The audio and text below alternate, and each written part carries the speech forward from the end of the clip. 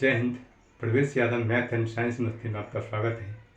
बात करते हैं क्लास 10th के मैथ चैप्टर वास्तविक संख्या एक्सरसाइज 1.1, जिसमें कि क्वेश्चन नंबर 5 का चर्चा करेंगे।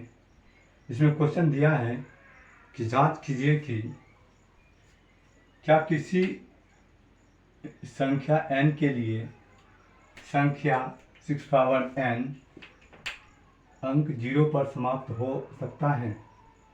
हम लिख सकते हैं सॉल्व में जो संख्या शून्य अर्थात 0 पर समाप्त होती है उसके अभाज्य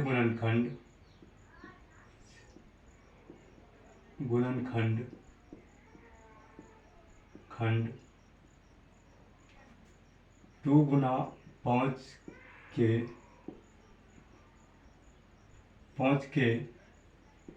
रूप में होते हैं।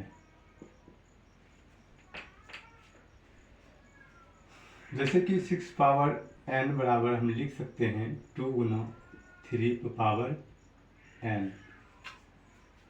2 गुना 3 इसलिए कि 2 का गुणनखंड इसलिए कि 6 का गुणनखंड करते हैं तो 2 और 3 आता है, इसलिए गुना करके हम लिख सकते हैं 2 गुना 3 पावर n। यदि मान ले जाए सपोज कि n बराबर हम 2 रखते हैं तो क्या होगा 2 गुना 3 पावर 2, तो हम लिख सकते हैं 6 पावर 2 यानी 36। इससे पता चलता है कि जीरो लाने के लिए इससे पता चलता है कि 0 यदि होता है कोई संख्या तो उसका गुणनखंड क्या होगा 2 गुना 5 होगा। अन्यथा उस तरह के संख्या नहीं है तो 0 कभी नहीं होगा। जैसे कि हम लिख सकते हैं 6 पावर n किसी संख्या 6 पावर n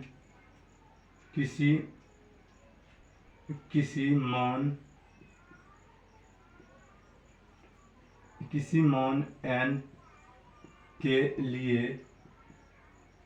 शून्य पर समाप्त नहीं होगा। इसलिए हम लिख सकते हैं 6 पावर n किसी मान n के लिए शून्य पर समाप्त नहीं होगा, यानी 0 पर कभी समाप्त नहीं होगा। तो देखो 6 में कहता है व्याख्या कीजिए कि 7 गुना 11 गुना 13 प्लस 13 और 7 गुना 6 गुना 5 गुना 4 गुना 3 गुना 2 गुना 1 प्लस 5 भाज्य संख्या क्यों है। तो हम इसको दिखाएंगे कि भाज्य संख्या क्यों है। सॉल्व करते हैं 7 गुना 11 गुना 13 प्लस 13। देखिए इसमें कॉमन क्या है, 13 कॉमन है तो 13 हम ले लेंगे कॉमन। 7 गुना 11 गुना 13 को एक बार में प्लस 13 को एक बार में क्या होगा 1। उनके बाद 13 इधर रखेंगे 77 प्लस 1। हम इसको लिख सकते हैं 13 गुना 78। जब 78 का गुणनखंड करते हैं क्या आता है 2 से 2 तिया 6 2 18 3 से 3 तिया 39 13 से एक बार में। तो हम लिख सकते हैं 13 गुना 2 गुना 3 गुना 13, यानी एक के अलावा कई गुण इसका गुणनखंड है।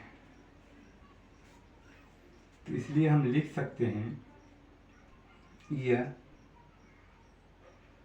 दूसरी पॉइंट क्या है, यह इसको भी लिखेंगे 7 गुना 6 गुना 5 गुना 4 गुना 3 गुना 2 गुना 1 प्लस 5। इसमें कॉमन क्या है,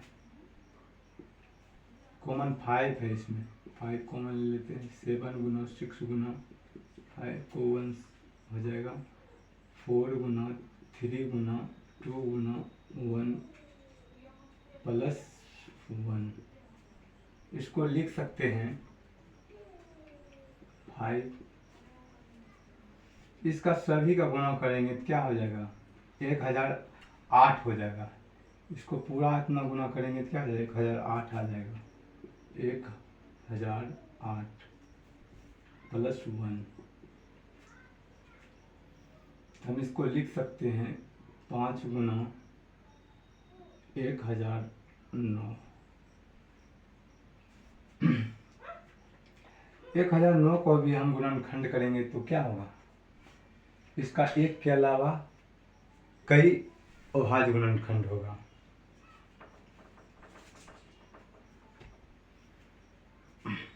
हम लिख सकते हैं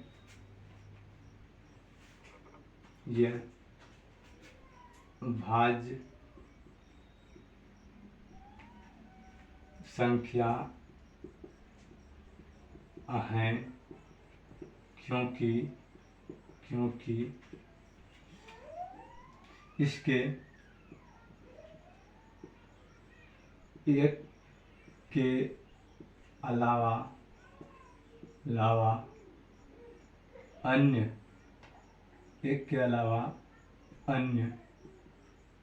गुणनखंड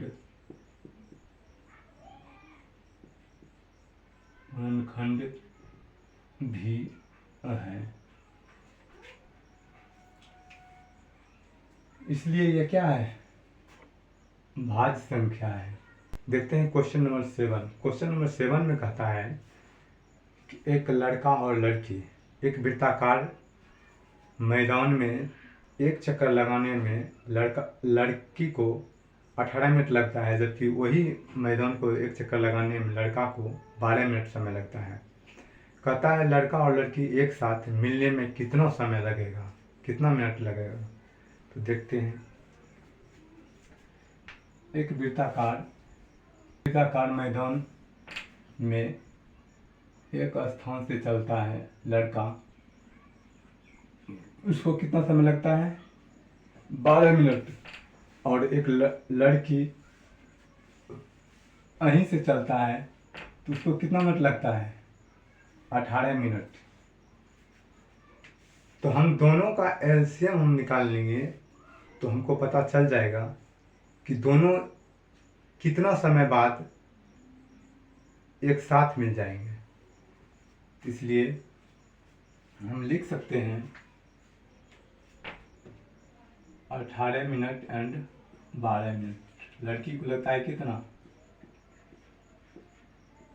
मिनट, और उनके बाद लड़का को लगता है को 12 मिनट। तो हम लिख सकते हैं, इसका गुणनखंड कर लेंगे। पहले नंबर 18 का 3 से 3 6 का 18, 3 से 3 दूनी 6, 2 से एक बार में। तो 18 का गुणनखंड हम करते हैं तो क्या आ जाता है, 3 गुना 2।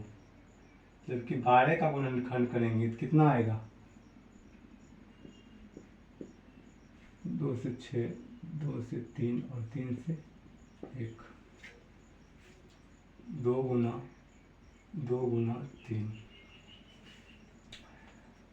हम दोनों का एलसीएम निकाल लेंगे, यानी 18 और 12 का एलसीएम तो हमारा क्या हो जाएगा, कितना मिनट बाद एक दूसरे से, इसको हम एलसीएम निकाल लेते हैं तो क्या, जो सबसे ज़्यादा बार आता है उसको क्या करते हैं, उठा लेते हैं, 3 × 3। उनके बाद जो सबसे ज़्यादा बार क्या आया है, 2 आया है, 2 बार आया है, तो 3 × 9, 9 दूनी 18, 18 दूनी 36, यानी 36 मिनट बाद एक दूसरे को एक दूसरे से मिलेगा, एक दूसरे से मिल जाएगा।